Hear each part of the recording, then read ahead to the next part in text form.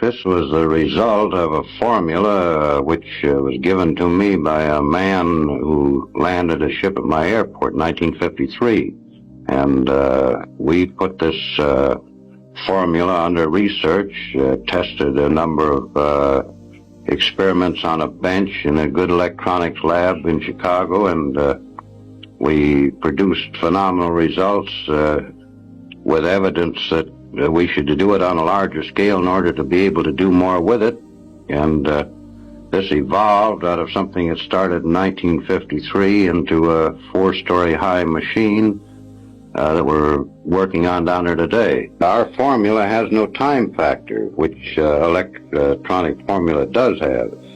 And on the other hand, electronic science has only had 2 dimensions to work with, the electric pattern and the magnetic pattern perpendicular to it. And we discovered a 3rd zone, which we call a time zone, and we are working through this zone with an effort to orient the magnetic field to give us other results than our science can obtain at present. This isn't a little box. This is a 4-story machine focusing fields that we can orient to produce this zone big enough for a man to get into. We've discovered this zone is subject to thought. Now, since time doesn't record events the way we do on calendars and clocks, you could only record an event by thinking of it. Now, theoretically, we believe we can take a videotape magnetic camera into the time zone and photograph Lincoln's Gettysburg Address or Caesar's armies marching or anything that's ever happened.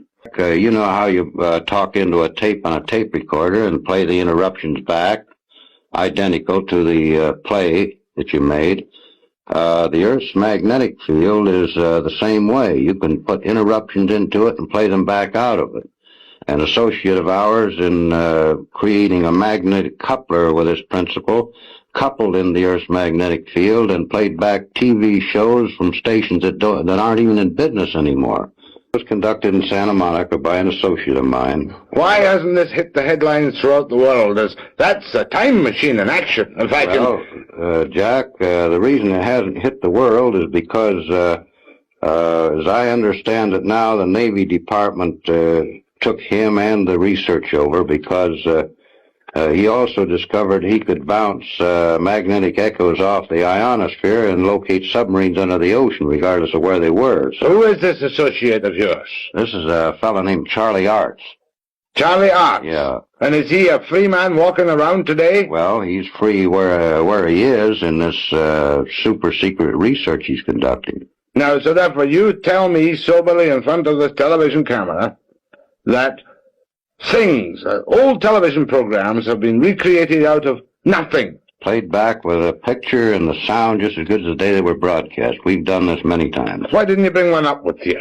Well, this requires quite a piece of apparatus. This magnetic coupler works on around 50,000 volts, and it doesn't have any radio frequency connected with it, and actually the television set which plays back the picture doesn't even have an antenna connected to it. George, you know as well as I do, and you've been on television 350 times, and I've known you, I met you once 7 years ago, and I kind of like you. Mm-hmm.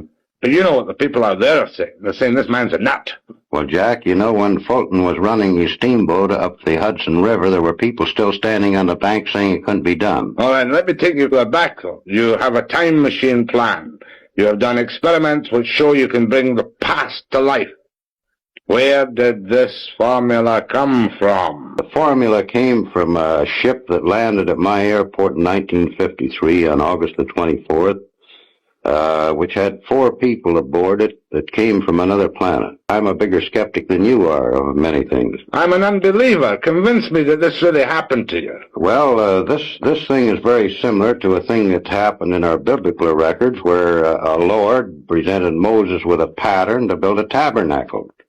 They came out of the sky, they handed him stone tablets, and this phenomena that's taking place today is as old as our history, as our civilization. This isn't anything new that's occurring. It's something that's being continued in another time of crisis when conditions affecting the people of this planet are reaching a point where somebody has to take care of the situation.